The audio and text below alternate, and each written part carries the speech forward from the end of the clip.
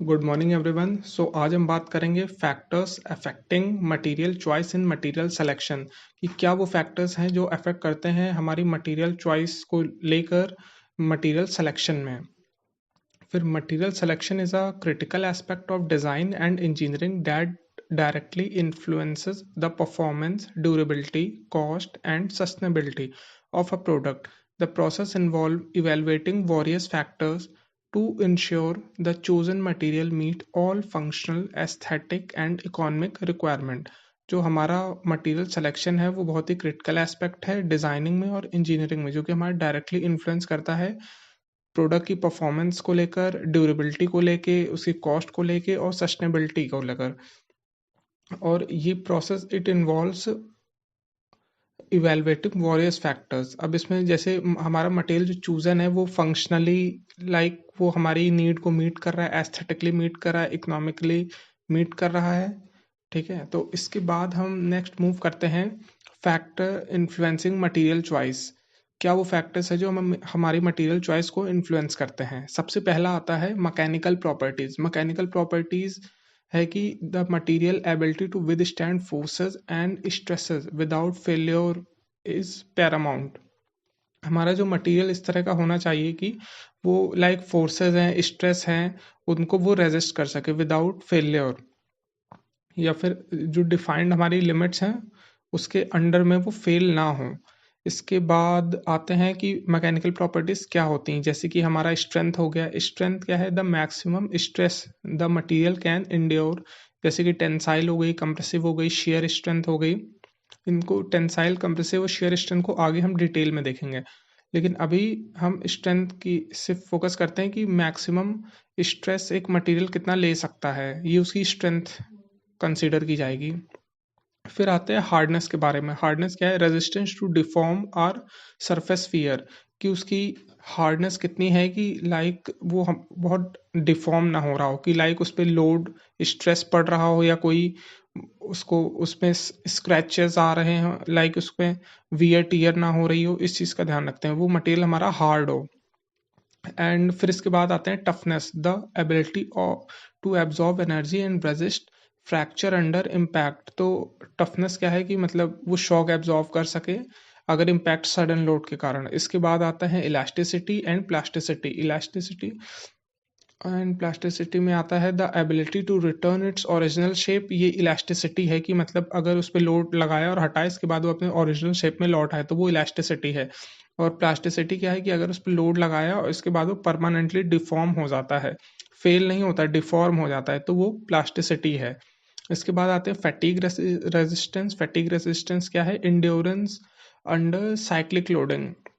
Fatigue resistance ये है कि कांस्टेंट हमारे साइक्लिक लोड, लोड लगाया हटाया, फिर लगाया फिर हटाया फिर लगाया, ये प्रोसेस कंटिन्यूस है और मटेरियल हमारा इसको रेजिस्ट कर रहा है, तो ये हमारी होगी फैटीग रेजिस्टेंस। इसके बाद हम नेक्स्ट प्रॉपर्टीज पे मूव करते हैं। Physical property. These property determine material behaviour under various environmental conditions. अब ये प्रॉपर्टी जो हमारी बताती है कि हमारा मटेरियल किस तरह से अलग अलग एनवायरमेंटल कंडीशन में बिहेव करेगा। फिजिकल प्रॉपर्टी सबसे पहले आती है इसमें density. Density impact the weight and portability of the product. Density है, ऑब्वियस सी बात है, ये हमारे जो हमने मटेरियल लिया है उसके वेट को जो है इम्पैक्ट करेगी सीधा, और उसके जो है उसके मैटर जो है इंटरनल, उसको भी इम्पैक्ट करेगी। एंड कि किस तरह का वो बहुत ही परफेक्ट मेटल है। जैसे मेटल के केस में है कि मॉलिक्यूल्स बहुत पास पास रहेंगे, तो हमारा वो मोर रेजिस्टेंस उसमें हमें मिलेगी, और वो हमारी गुड क्वालिटी होगी, उसमें डिफेक्ट्स होने के चांसेस भी कम होंगे। एंड फिर आते हैं थर्मल कंडक्टिविटी। थर्मल कंडक्टिविटी से बात है यहाँ पे कि essential for application involving heat transfer such as heat exchanger और कुकवेयर। अब थर्मल कंडक्टिविटी की हीट कितना वो ट्रांसफ़र करेगा, हमारा मटेरियल हमें जैसे रिक्वायर्ड वैसा ही मटेरियल यूज़ करेंगे कि हीट ट्रांसफ़र होनी चाहिए, नहीं होनी चाहिए। जैसे कुकवेयर, खाने के अगर सामान का कोई प्रोडक्ट है तो वो उसमें हीट ट्रांसफ़र होता भी खाना बन पाएगा। कोई और ऐसी चीज़ हो कि हमारा इंस्ट्रूमेंट जो हीट से हमें जैसे बचाना है, तो ऐसा मटेरियल हमें चाहिए जो हीट ट्रांसफ़र ना करे। फिर आते हैं electrical conductivity. It determine suitability for electrical appliances example copper for wiring. अब इसमें हम ऐसा मटेरियल यूज़ करेंगे कि जो इलेक्ट्रिकल कंडक्टिविटी हो, अगर रिक्वायर्ड हो तो कंडक्ट करे। एंड फिर आते हैं thermal expansion affect the dimensional stability under temperature changes. Thermal expansion से यहाँ पर ये मतलब है कि हमारी जो डायमेंशनल की स्टेबिलिटी, अगर जैसे टेम्परेचर चेंज होता है तो मोस्टली हमने देखा मेटल्स में श्रिंकेज जो क्रीप ये वाला हमें देखने को मिलता है चेंजेस, तो ये चीज़ टेम्परेचर के कारण होती है। फिर इसके बाद हमारा आता है कि मेल्टिंग पॉइंट क्या है कि critical for material expose to high temperature like turbine blade. अब इसका एक एग्जांपल है टरबाइन ब्लेड का। ऐसे हमने एग्जांपल लिया, हमारा मटेरियल इस तरह का होना चाहिए कि वो हाई टेम्परेचर को एक्सपोज होने के बाद भी लाइक वो रेजिस्ट कर सके, क्योंकि टरबाइन है उसमें वाटर आएगा और वो लाइक रोटेट करेगा तो उसमें ऑब्वियस बात है हीट जनरेट होगी ही। एंड फिर इसके बाद आता है हमारा केमिकल प्रॉपर्टीज़ की बात करें तो material chemical stability and reactivity determine its performance in various environments. Chemical properties ये हैं कि हमारा वो केमिकली मतलब स्टेबल हो, स्ट्रांग हो। तो इसमें फर्स्ट आता है हमारा कोरोजन रेजिस्टेंस। ये इंपॉर्टेंट होना चाहिए for material expose to moisture, chemical और सॉल्ट वाटर। जैसे स्टेनलेस स्टील हो गया या एल्युमिनियम एलॉयज हम यूज़ करते हैं कि हमारा वो कोरोजन से रेजिस्टेंट रहे। उसके बाद आता है oxidation, vital for high temperature application. Example जैसे एरोस्पेस है, ऑटोमोटिव इंडस्ट्री, और वो ऑक्सीडेशन उसका ना हो, इसका ध्यान रखें। जैसे कि हम जो मटेरियल यूज़ करते हैं एरोस्पेस में या फिर ऑटोमोटिव इंडस्ट्रीज़ में, लाइक ये स्पीड से चलती हैं तो ऑब्वियस सी बात है ये एयर के कांटेक्ट में आएंगी तो इनकी ऑक्सीडेशन की चांसेस ज़्यादा हैं। एंड नेक्स्ट आता है हमारा chemical compatibility, ensure the material does not degrade in the contact with the specific chemical.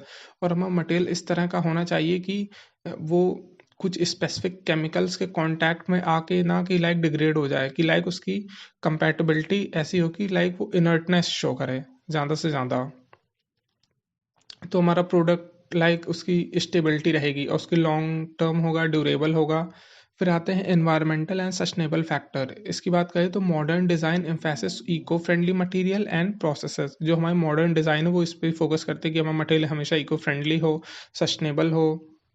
फिर आते हैं रिसाइक्लेबिलिटी में हम देखेंगे material that can reuse recycle such as aluminium and glass. जैसे ये हो गया एल्युमिनियम हो गया, ग्लास हो गया या फिर मेटल हो गए, तो ये क्या होता है हम इसको बार बार रिसाइकल और रीयूज कर सकते हैं।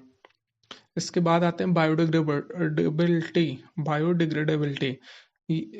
It is important for reducing environmental impact specially in packaging. अब बायोडिग्रेडेबिलिटी इंपॉर्टेंट है कि ऐसे कोई प्रोडक्ट है, हम वो किसी पैकिंग में आ रहा है, फिर उसकी हमने पैकिंग जैसे थ्रो कर दी तो वो डिग्रेड हो जाना चाहिए आसानी से, तो ये लाइक है कि ये गार्बेज इशू नहीं होगा। एंड फिर आते हैं energy efficiency in production. Energy efficiency क्या है? प्रोडक्शन में material with low energy consumption during manufacturing. अब अगर वो एफिशिएंट होगा तो हमें एनर्जी कम कंज्यूम करेगा, कॉस्ट कम आएगी। फिर इसके बाद आते हैं carbon footprint, preference for materials with minimal green house gas emission. Material ऐसा होना चाहिए कि वो कम से कम अपनी पूरी लाइफ साइकिल में ग्रीन हाउस गैस एमिट करे। इसके बाद आते हैं इकोनॉमिक कंसिडरेशन की बात करें तो cost is the significant factor in material selection balancing the performance and affordability. अगर महंगा हो जाएगा तो उसे बहुत लोग नहीं खरीद सकते हैं। इसके अंडर में आता है raw material cost. Raw material की कॉस्ट होनी चाहिए, अवेलेबिलिटी और प्राइस उसका होना चाहिए, और प्राइस कम होना चाहिए, मार्केट में उपलब्ध होना चाहिए, फिर ही हम वो यूज़ कर पाएंगे। ऐसा ना हो हमने मटेरियल तो बना लिया लेकिन वो उपलब्ध ही नहीं है, तो हमें उसकी भी कॉस्ट मतलब ज़्यादा पड़ सकती है। फिर इसके बाद उसकी प्रोसेसिंग कॉस्ट क्या है? Expenses related to manufacturing process like machining है, वेल्डिंग है, मोल्डिंग है, तो इसकी प्रोसेसिंग कॉस्ट भी आती है। इसके बाद आते हैं life cycle cost. It include maintenance, repair and replacement expenses. Life cycle cost के अंडर में आती है मेंटेनेंस है, रिपेयर है, रिप्लेसमेंट है। ये एक्सपेंसेस आते हैं जो कि हमारे प्रोडक्ट के लिए लाइक है कि जैसे एसी हो गया तो उसमें बार बार हमें उसकी मेंटेनेंस करानी पड़ती ताकि वो चले, तो ये एक तरह की कॉस्ट इनकर कराई। ये मतलब इनिशियल में था कि हाँ मतलब इतना ही रेट है, लेकिन ये भी एक लॉन्ग टर्म कॉस्ट है जो उसको आगे मतलब उसकी फ्यूचर ऐड ऑन होती रहती है कि इतना पैसा और लगेगा। एंड उसकी जो रिपेयर होती है वो भी लाइक जो डैमेजेस हो गए हैं कि कभी चिप खराब हो गई है या पावर इलेक्ट्रिकल ओवरलोड हो गया, तो ये सारी चीज़ें आती हैं। फिर आते हैं supply chain reliability, accessibility and consistency of material supply. और वो लाइक सप्लाई करना और उसको यहाँ से मूवमेंट यहाँ से लेके दूसरे प्लेसेस पे वो आसान होना चाहिए। एंड इसके बाद आते हैं मैन्युफैक्चरिंग कंसिडरेशन। मैन्युफैक्चरिंग कंसिडरेशन की बात करें तो material must be compatible with the intended manufacturing process. अब वो मटेरियल हमारा कंपैटिबल हो कि उसे आसानी से मैन्युफैक्चरिंग कर सकें, कि लाइक उसको जैसे हमारे पास जो करंट मार्केट में लाइक फैक्ट्रीज में अवेलेबल ब्लेड्स हैं उससे हम कट कर सकें। ऐसा ना हो कि हमें नई तरह की ब्लेड डिज़ाइन करनी पड़ जाए अपने मटेरियल को लेकर अगर हमने कोई एलॉय यूज़ किया है तो। इसके बाद आते हैं मशीनेबिलिटी। इसमें आता है मशीनेबिलिटी क्या है, ease of cutting shaping and forming. Machinability से यहाँ पे मतलब है कि उसे कट करना, शेप करना और फॉर्म करना या नए ढांचे में देना। फिर आते हैं weldability, ability to join component without compromising strength. Weldability क्या है, जैसे हमने स्टील स्ट्रक्चर्स में ये पढ़ा होगा कि क्या करते हैं, मटेरियल को हमें इस तरह से ज्वाइन करते हैं कि उसकी स्ट्रेंथ बनी रहे या वो भी कुछ स्ट्रेंथ प्रोवाइड करे, ताकि हमें मटेरियल लाइक जो हमने काटने में हमारा वेस्टेज हुआ है तो वो फुलफिल करे और स्ट्रेंथ भी सेक्रीफाइस ना हो। फिर इसके बाद आते हैं formability, suitability for bending rolling and stamping. हमारा मटेरियल इस तरह का हो कि उसको हम फॉर्म कर सकें, जैसे वो बेंडिंग में है या रोल्ड सेक्शन बनाते हैं या फिर बॉक्स सेक्शन बनाते हैं, तो ये चीज़ आसान हो मटेरियल। एंड इसके बाद आते हैं कास्टिंग एंड मोल्डिंग में। कास्टिंग मोल्डिंग से हम मतलब whether the material can be melted and shaped effectively, कि वो उसको मेल्ट करके या टेम्परेचर चेंजेस है या लाइक हम फिर उसको हैमरिंग या इस तरह का यूज़ करके उसको हम शेप्स उसकी चेंज कर सके जो जो हमें रिक्वायर्ड है हमारे प्रोडक्ट के लिए।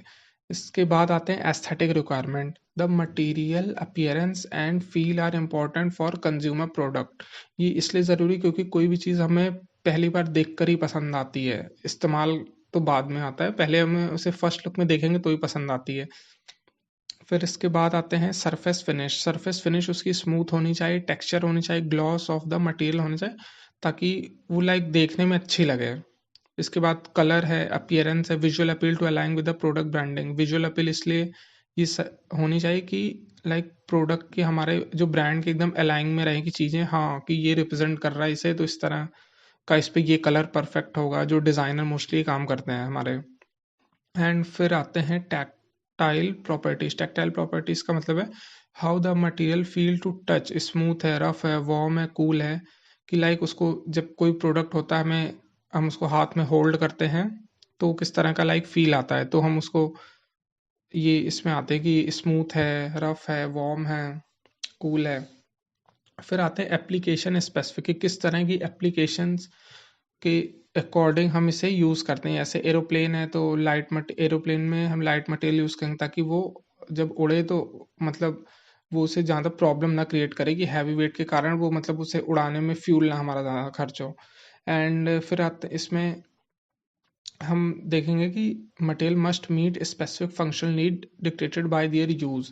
अब सबसे ज़्यादा है लोड बेयरिंग कैपेसिटी। फर्स्ट आता है लोड बेयरिंग कैपेसिटी में आता है ability to support weight in structural application. अब लोड बेयरिंग मटेरियल हम वहाँ पे यूज़ करते हैं जहाँ पे हमें कि सपोर्ट ज़्यादा करना है। जैसे हम सिविल इंजीनियरिंग में देखते हैं कि हमारे जो मटेरियल्स हैं वो जो बीम्स और कॉलम में हम ऐसे मटेरियल लेते हैं जिसकी अच्छी प्रॉपर्टीज होती है कंप्रेसिव स्ट्रेस लेने की। अब जैसे सीमेंट हो गया, ठीक है। तो इसके बाद फिर आते हैं wear resistance, essential for moving part subject to friction. फिर वियर रेजिस्टेंस होना चाहिए, एसेंशियल फॉर मूविंग पार्ट। जैसे कि हम जो हमारे रोड होती है, रोड में हम मोस्टली देखते हैं कि हम एसफाल्ट मटेरियल जो या तो हमारा ये जैसे है कि जो हम ये डामर वाली रोड होती है तो इसका हम किस तरह से सिलेक्शन होता है हमारा कि किस तरह का किस ग्रेड का लेना है, तो ये बहुत इसेंशियल है कि जो है बहुत ज़्यादा इसमें फ्रिक्शन ना हो ताकि स्लिपरी ना हो, तो इसका हम ध्यान रखते हैं। फिर आते हैं हमारा ट्रांसपेरेंसी और ओपेसिटी। इसकी बात करें तो नीड फॉर ऑप्टिकल एप्लीकेशन और डिस्प्ले, जैसे ग्लास हो गया, आर्कलिक हो गया, हमें ट्रांसपेरेंट मटेरियल इसमें हम बात करेंगे कि इस तरह का हो कि लाइक हमें ऑप्टिकल एप्लीकेशंस वो फुलफ़िल करे। अब जैसे इसमें लेंसेज़ हमें बनाने हैं, ग्लास हो गया या फिर हमारे स्पेक्ट्स का हो गया या फिर कोई जैसे माइक्रोस्कोप है, इन सब के लिए जो ग्लासेस की रिक्वायर्ड है या फिर जो रिसर्च पर्पज़ में यूज़ करते हैं। फिर इसके बाद हमारा नेक्स्ट आता है बायोकम्पैटिबिलिटी। बायोकम्पैटिबिलिटी एप्लीकेशंस में हम देखेंगे जैसे मेडिकल डिवाइसेस हैं, मटेरियल है, must not cause adverse reaction in human body. ऐसे मटेरियल होने चाहिए जो ह्यूमन बॉडी के अंदर लगाने के बाद लाइक वो रिएक्ट कम करें, कि जो मतलब कंफर्टेबिलिटी ऐसा ना हो कि एक एक साल के अंदर फिर उसमें अंदर वो जंग लगना शुरू हो जाए तो एक और बड़ी प्रॉब्लम क्रिएट कर देगा वो हमारे लिए। फिर इसके बाद हमारे नेक्स्ट आता है standard and regulation. Standard and regulation की बात करें तो compliance with the industry and government standard ensure safety and legality. हमारा जो मटेरियल होना चाहिए वो एक स्टैंडर्ड और रेगुलेशन को फॉलो करे। अब मटेरियल के स्टैंडर्ड क्या होते हैं, जैसे हम है कि आईएसओ स्टैंडर्ड फॉलो कर रहे हैं या एएसटीएम या फिर अदर कंट्री वाइज स्टैंडर्ड अलग अलग होते हैं, इंटरनेशनल स्टैंडर्ड फॉलो कर रहे हैं, तो ये स्पेसिफाइड होते हैं कि ये इस ग्रेड का ही लेना है या इस रेंज के अंदर ही होना चाहिए, कि ताकि वो, और ये स्टैंडर्ड इस चीज़ को लाइक देख के सेट किए गए ना इन्वायरमेंटल को हार्म करे और टाइम टेम्परेचर इन सब के हिसाब से वो अभी के लिए लाइक बनाया गया है कि अभी ये टेम्परेचर है तो हमें इस बीच का ही फॉलो करना है। ये स्टैंडर्ड जो हम मोस्टली हम जैसे इंडिया में इंडियन आईएस कोड्स का देखते हैं इंजीनियरिंग के केसेस में कि स्टील के लिए ये कोड है क्योंकि उसमें स्टैंडर्ड लिखे कि इतने से इतने बीच के लिए ये सेक्शन के लिए ये विथ ये हाइट ये होनी ज़रूरी है, तो वो कुछ सोच कर या रिसर्च कर कर ही बनाया गया है। इसके बाद आते हैं हमारे इन्वायरमेंटल रेगुलेशन। इन्वायरमेंटल रेगुलेशंस की बात करें, compliance with the laws like restriction of hazardous substance हो गया या registration evaluation REACH, registration evaluation authorisation and restriction of chemicals. इसमें हम बात करते हैं कि हमारे जो हजार्डस मटेरियल हैं कि उसका रिस्ट्रिक्शन है तो उसको हमें उस हिसाब से ही यूज़ करना है कि कितना इंपोर्ट करना है। जैसे ये मोस्टली हम लैब्स होता है या फिर केमिकल फैक्ट्रीज में मोस्टली ये ज़्यादा एप्लीकेबल होता है कि किस तरह के हमें केमिकल्स यूज़ करने हैं, इंपोर्ट करने, इस पे बहुत रिस्ट्रिक्शन होती है। इस पे बहुत ही ज़्यादा लाइक हमें इसमें जो है लॉज को फॉलो करना पड़ता है ताकि हमें इस ऐसा ना हो स्पिल हो या फिर मतलब डैमेज हो या गैस लीकेज हो तो ये दिक्कतें ना आए। फिर आते हैं सेफ्टी स्टैंडर्ड पे। सेफ्टी स्टैंडर्ड की बात करें तो material use in critical application must meet safety code. वो सेफ्टी कोड को मीट कर पाए। जो सेफ्टी स्टैंडर्ड होते हैं मटेरियल जैसे फैक्ट्रीज के अलग हैं सेफ्टी स्टैंडर्ड, इंडस्ट्रीज वाले अलग हैं। इसके बाद और ये अलग अलग वेरी करते हैं factory to factory, power industry के अलग वेरी करते हैं। फिर इसके बाद आते हैं अवेलेबिलिटी। अवेलेबिलिटी क्या, मटेरियल अवेलेबल होना चाहिए। Can affect project timeline and cost. ऐसा ना हो इनिशियल में तो मिल गया फिर लाइक मटेरियल हमारा किसी कारण वेस्ट हो गया या फिर कोई एक्सीडेंट हो के कारण हमारा मटेरियल मतलब ख़राब हो गया, करोड हो गया, तो हमने फिर नया मटेरियल मंगवाया तो वो हमें मंगाना मुश्किल पड़ रहा हो या फिर लाइक बहुत दूर से ट्रांसपोर्ट कराना पड़ रहा, तो वो हमारी कॉस्ट इंक्रीज़ कर देगा। इसीलिए क्या होता है कि मटेरियल अवेलेबिलिटी को देख के जैसे फ़ोन कंपनियाँ तो ये डिज़ाइन कहीं और करेंगी, मैन्युफैक्चर कहीं और कराती हैं, तो इसके पीछे कारण है कि ये कॉस्ट को कट डाउन करती हैं और फिर ये सेल कहीं और करती हैं। ये आसान है इसमें। तो ये चीज़ बहुत स्ट्रैटेजिकली की जाती है। जैसे एप्पल के केस में आप देख सकते हैं और भी बहुत प्रोडक्ट्स हैं हमारे जो लाइक बन रहे हैं, लाइक हमने डिज़ाइनिंग की उसकी डेनमार्क में और वो मैन्युफैक्चरिंग कराई चाइना में और सेल कर रहे हैं इंडिया में। फिर इसमें आता है local sourcing, reduce the transportation cost and lead time. ये हमारी ट्रांसपोर्टेशन कॉस्ट को कम करता है, सीधी सी बात है। नेक्स्ट आता है global availability, ensure a consistent supply chain for large scale production. फिर क्या है, जैसे चाइना में ये चीज़ बहुत उपलब्ध है कि लार्ज स्केल प्रोडक्शन हम करा सकते हैं और सप्लाई चेन के लिए वो बहुत एफिशिएंट हैं कि कहीं भी वर्ल्ड में ये डिलीवर करा देते हैं हमारा प्रोडक्ट बना के और कम कॉस्ट में और पूरी लाइक वो पूरी तरह से उसमें हमें कस्टमाइजेशन भी इवन कर देते हैं। फिर आते हैं नेक्स्ट है durability and longevity. Durability and longevity, the material ability to maintain its properties over time. Material हमारा अपनी प्रॉपर्टीज को टाइम के साथ मेंटेन करे और अपनी एबिलिटीज को भी। फिर आते हैं कि resistance to wear and tear, ensure long term functionality हो उसकी और रेजिस्टेंट टू वियर टीयर मतलब कि वो मतलब उसको होता है ना कि उसमें जैसे लोड पड़े तो वो ऐसा ना हो कि डैमेज हो जाए, टूट जाए। तो उसमें लॉन्ग टर्म उसकी वो फंक्शनैलिटी उसमें होनी चाहिए कि वो उसमें रेजिस्टेंस रहेगा, ड्यूरेबल रहेगा, तभी तो लंबा चलेगा, तभी तो लोग प्रोडक्ट खरीदेंगे। वरना जो प्रोडक्ट बार बार डैमेज हो जाता है वो लोग उसे फ्रिक्वेंटली नहीं खरीदते हैं, और वो लाइक उसकी मार्केट रेपुटेशन आई तो फिर बहुत जल्दी वो डाउन भी हो जाता है।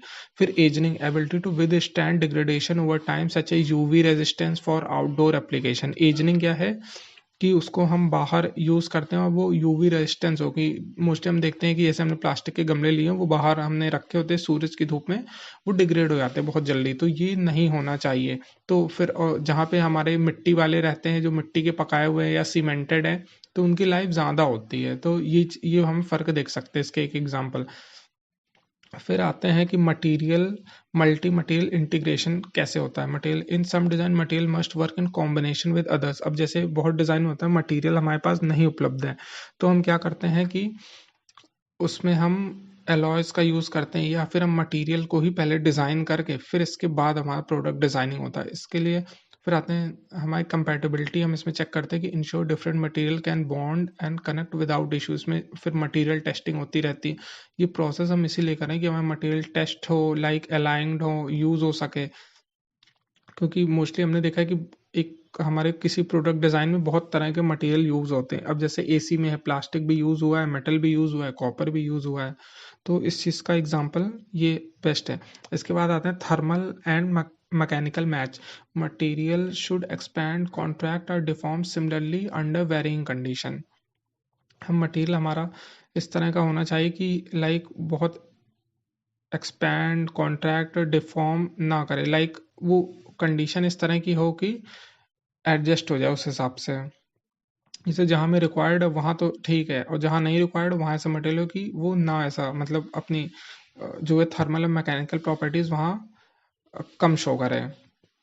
फिर इसका आता है material selection process. Material selection की प्रोसेस क्या होती है, सबसे पहले हमने अपने रिक्वायरमेंट को डिफाइन करेंगे। Establish the performance, cost and regulatory need, ये सब हमने बता दिया कि ये परफॉर्मेंस कॉस्ट है, ये मतलब मार्केट रेट आ रहा है इसका, और इस तरह की परफॉर्मेंस है, और रेगुलेटरी कॉस्ट है। फिर आते हैं short listing material. Short listing material में हम मटेरियल को जैसे शॉर्ट लिस्ट करते हैं, आइडेंटिफाई करेंगे, कैन जैसे identify candidate based on the required properties. तो इसमें हम शॉर्ट लिस्टिंग करते हैं कि ये सही है, ये नहीं है। फिर evaluate trade off, consider compromise between cost, performance and sustainability. अब इसमें है कि हम कौन सा मटेरियल चूज़ करते हैं, कि कॉस्ट अच्छी है तो जो है परफॉर्मेंस अच्छी है तो लाइक उसमें फिर कॉस्ट हमारी बढ़ेगी, और परफॉर्मेंस अगर कम है तो कॉस्ट कम हो जाएगी। और फिर सस्टेनेबिलिटी पर भी असर आता है, कोई मटेरियल सस्टेनेबल ज़्यादा है, सस्ता, और कोई महंगा है तो कम सस्टेनेबल है लेकिन उसकी परफॉर्मेंस अच्छी दे रहा है। फिर इसके बाद आते हैं prototype and test. Validate the selected material in a real world scenario. अब जैसे प्रोटोटाइप क्या, मटेरियल को हमने सेलेक्ट किया, फिर वो रियल वर्ल्ड सिनेरियो में उसको हम टेस्ट करेंगे बनाने के बाद। फिर आते हैं finalise material, make the decision based on all valuation and requirement. फिर इतनी सारे प्रोसेस रिपीट करने के बाद हम फाइनलाइज करेंगे कि हमारा मटेरियल कि अब सही है, और इसको ही मतलब इस तरह से लाइक ये पार्ट्स हमने सेलेक्ट किए, इस मटेरियल के बनेंगे जो हमें प्रोडक्ट मैन्युफैक्चर करने में इस्तेमाल होंगे। इसका बेस्ट एग्जांपल जैसे हम इसका क्या होता है मटेरियल सिलेक्शन में, जैसे हमने ऑपरेशन रिसर्च में पढ़ रखा है कि लाइक हमें जो है ऑप्टिमल सोल्यूशन हम फाइंड करते हैं इक्वेशंस का। तो इस तरह से हम जैसे सॉफ्टवेयर्स का यूज़ करके हम इसमें यही देखते हैं कि हमारा किस तरह का मटेरियल हमें चुनना है। कि लाइक जैसे मटेरियल है तो हमने लाइक अवेलेबल मेटल्स हैं या अवेलेबल एलॉयज़ है, तो उनके बेसिस पे हम चेक करेंगे कि हमारा सॉफ्टवेयर हमें ये बताएगा कि ये हमें कौन सा मटेरियल यूज़ करना है डायरेक्टली, या फिर इनके इतने कॉम्बिनेशन के एलॉयज़ की इसका 1%, 2%, 5% का मिक्स हम यूज़ करेंगे तो ये बेस्ट रिजल्ट देगा। और जब ये हमारा बनने के बाद हम उसे एनालिसिस, जो हमारा सॉफ्टवेयर है उसमें हम लाइक उसकी 3D टेस्टिंग कर लेंगे। इसके बाद हम फिर फाइनल उसको मतलब रियल लाइफ में टेस्ट करते हैं 3D का मॉडल बना के, या फिर मटेरियल का, जैसे यूटीएम है इसमें, यूनिवर्सल टेस्टिंग मशीन में। फिर इसका एक आता है हमारा एग्जाम्पल। इसका एग्जाम्पल हम बेस्ट देखते हैं कि material selection for an aircraft wing. Aircraft wing के लिए हमें कैसा मटेरियल चाहिए। अब विंग्स है तो ऑब्वियस सी बात है हल्का मटेरियल चाहिए होगा, और जो बीच का पार्ट है तो वो हमें हमारे हिसाब से वो भारी चाहिए होगा, क्योंकि उसमें लाइक लोग बैठे रहते हैं और वो हमें लाइक लोगों को प्रोटेक्ट भी करना है, पीपल को, उन्हीं के लिए तो प्लेन बना हुआ है। फिर आते हैं मैकेनिकल प्रॉपर्टीज़ की, इसमें हम बात करेंगे तो हाई स्ट्रेंथ होना चाहिए, लाइट वेट होना चाहिए, और जैसे एग्जांपल है टाइटेनियम हो गया या कार्बन फाइबर कंपोजिट हो गया, तो ये हमारा हाई स्ट्रेंथ होगा और लाइट वेट होगा। या फिर जैसे ये और मशीनरीज में हम यूज़ करते हैं तो पॉलीकार्बोनेट मटेरियल होता है। फिर इसके बाद हम नेक्स्ट आते हैं कि फिजिकल प्रॉपर्टीज़ क्या है कि लो थर्मल एक्सपेंशन और एक्सीलेंट फैटिग रेजिस्टेंस हो। फैट मतलब उस पे जो बार बार लोड आ रहा है कि लाइक जब वो प्लेन ऊपर जाएगा या फिर नीचे आएगा तो उस पे हवा के कारण भी प्रेशर पड़ता है, तो वो एक तरह का बार बार उस पे ये एक रेजिस्ट करेगा। एंड फिर लो थर्मल एक्सपेंशन, अब ऊपर उड़ेगा और मतलब एयर के साथ वो रेजिस्टेंस फील करेगा, तो उसमें मतलब कि उसका टेम्परेचर ऑब्वियसली बढ़ेगा, फ्रिक्शन के कारण उसका एक्सपेंशन हो सकता है, तो उसका थर्मल एक्सपेंशन कम हो। फिर आते हैं chemical properties, corrosion resistance to withstand varying weather condition. अब प्लेन उड़ता है तो उसमें अलग अलग वेदर कंडीशन, कभी बारिश है, कभी बहुत मॉइस्चरस है, प्रेशर जोन्स बदलते हैं, तो उससे क्या होता है कि उसमें कोरोजन के चांसेस होते हैं, तो हमें ऐसा मटेरियल चाहिए जो कोरोजन को रेजिस्ट करे, ताकि फिर हमारी जो पेंटिंग की कॉस्ट है उसकी वो रिड्यूस हो सके। फिर आते हैं इकोनॉमिक कंसिडरेशन में क्या है, balancing cost of titanium with performance benefit of carbon composite. हमारा मटेरियल ऐसा हो कि जो हमारे टाइटेनियम जैसे बहुत महंगा है तो उस हिसाब से, और फिर और लेकिन उसकी जो है, और अगर और जैसे कार्बन कंपोजिट है तो ये सस्ता है, तो ये हमारे इस चीज़ को देखना है कि परफॉर्म ऐसा ना हो परफॉर्मेंस और कॉस्ट की, एक अगर कॉस्ट ज़्यादा है तो फिर परफॉर्मेंस ठीक है, और कॉस्ट कम है तो परफॉर्मेंस डाउन हो जाएगी। और ये वेरी भी कर सकता है कि कॉस्ट अगर कम है तो परफॉर्मेंस अच्छी है, और परफॉर्मेंस अच्छी है तो परफॉर्मेंस नहीं अच्छी तो कॉस्ट ज़्यादा है, ये रिवर्ट भी लाइक हो सकता है। फिर आते हैं कंप्लायंस में meeting the aerospace standard like FAA and EASA। अब इसके अलग सर्टिफिकेशंस होते हैं, जैसे जो हमारे सिविल एविएशन हैं ICAO वाले, तो इनके कुछ स्टैंडर्ड्स हैं तो वो हमें फॉलो करने हैं। तो इसी के साथ आपका आज का ये लेक्चर ख़त्म होता है। So thank you, have a good day.